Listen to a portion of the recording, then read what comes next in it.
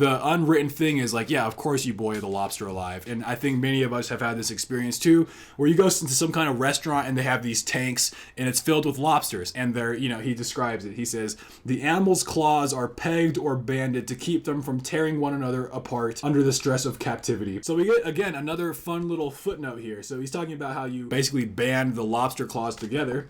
And he says, this is similar reasoning that underlies the practice of what's termed debeaking. For maximum commercial efficiency, it requires that enormous poultry populations be confined in unnaturally close quarters, under which conditions many birds go crazy and peck one another to death. And as this happens, he says, when they're debeaked, the chickens receive no anesthetic, and it's not clear to me whether most gourmet readers know about debeaking or related practices like dehorning cattle in commercial feedlots, cropping swine's tail in factory hog farms to keep psychotically bored neighbors from chewing them off. It so happens that your assigned correspondent knew almost nothing about standard meat industry operations before starting work on this article. And I think there's a few interesting things going on there. One, just the fact that we have a philosophically actually super interesting idea just thrown in a footnote. Then he talks about like this debeaking. It's like, okay, now we're starting to lead into like the idea that we kill lobster, we boil them alive, but also making that into the larger connection of just factory farm. How do we get any of our food? And with chickens, they get debeaked.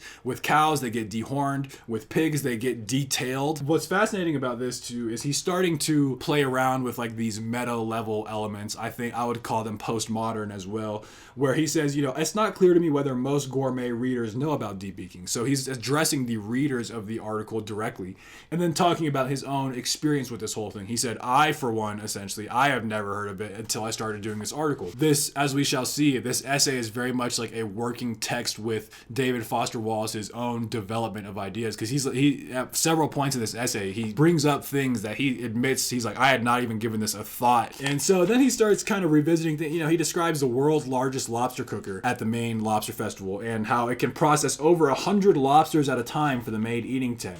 And in light of what he just said with, being boiled alive and bringing up this question, it's like, that's actually kind of fucking insane, boiling 100 lobsters alive. And he'll make an analogy that I think is really good later. But then he poses the question flat out, right? Is it all right to boil a sentient creature alive for our gustatory pleasure? And he's talking to the dude that picked him up, in fact, Dick. And when asked about this question, he explains what he and his family feel is the crucial mitigating factor in the whole morality of boiling lobsters alive issue.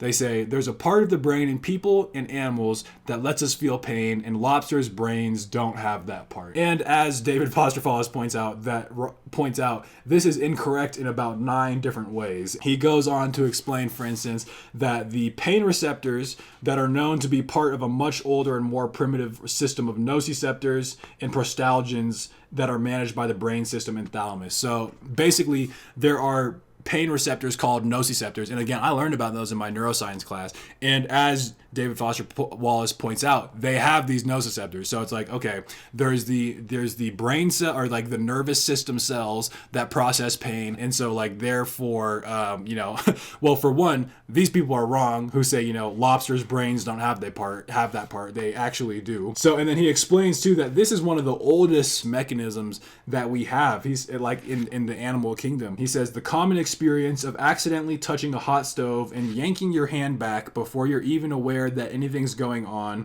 is explained by the fact that many of the processes by which we detect and avoid painful stimuli do not involve the cortex. All the important neurochemical action takes place in the spine. So all of that is to say that the idea of pain, and this makes sense just from an evolutionary perspective, but on the question of whether can lobsters feel pain or not, this is a mechanism that goes way, way back. And in like with our own, and he gives that example, right? When you've touched something hot and you've drawn your hand back before you even realized it was hot, that's because, and once again, it's kind of fun to see this, but in my neuroscience classes, you learn that there are in fact neural circuits within the spine, because if if you're touching something hot, that signal's got to go all the way to the brain, got to go all the way back to the hand, and then you pull it out. So there's literally, circuits within the spine, so it happens more localized and easy. The point being in all of that this is a very, very old mechanism evolutionarily. And there's no reason to think that, lobsters wouldn't be able to feel pain. Pain is a totally subjective and mental experience, and we do not have direct access to anyone or anything's pain but our own. So he also acknowledges that to even answer this question he's addressing right off the bat, this involves hardcore philosophy, metaphysics, epistemology, value theory, ethics. Remember, we're in a gourmet food magazine article, right? This is some shit, you're at the doctor's office, they got a little food magazine, you open it, and bro's talking about metaphysics, epistemology, biology of lobsters. This essay is just all over the place, and it's got so much that is philosophically interesting about it. And then he talks about, and just acknowledging that this question's hard, right? It gets progressively more abstract and convolved as we move further and further out from the higher type mammals into cattle and swine and dogs, cats, rodents, and then birds and fish, finally invertebrates like lobsters. So there is this kind of like hierarchy almost. He says, the most important point here though is that the whole animal cruelty and eating issue is not just complex, it's also uncomfortable. It is at any rate uncomfortable for me. As far as I can tell, my own main way of dealing with this conflict has been to avoid thinking about the whole unpleasant thing.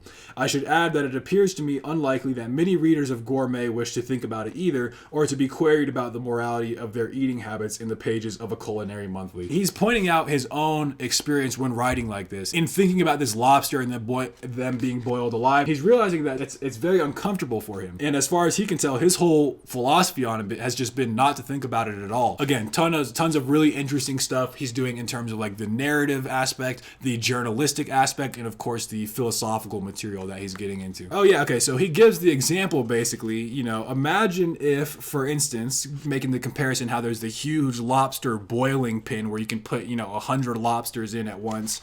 He says, try to imagine a Nebraska beef festival at which part of the festivities is watching trucks pull up and the live cattle get driven down the ramp and slaughtered right there on the world's largest killing floor. There's no way that would happen, basically, is what he says. And that is a really good analogy, right? Because he talks about, the boat. Part of the allure and the fun of this festival is the boats literally come in, they dock, and they get shelled out by like the hundreds into this giant boiling lobster pit. And if you don't give much thought, okay, yeah, lobsters, whatever, they get cooked, then you don't think much of it. But if you're starting to, as David Foster Wallace is sort of forcing you to do in this essay, think about it in terms of, lobsters might actually have some kind of sentience. And to make that analogy, he makes it with imagine we had cows and we brought them and you just like fucking slaughtered them right there on the spot. That would be horrific, right? That would be horrible. And yet, is it really so different than with the lobsters? Of course, there's arguments for, both sides of that, but it's just he's starting to give us that sort of perspective.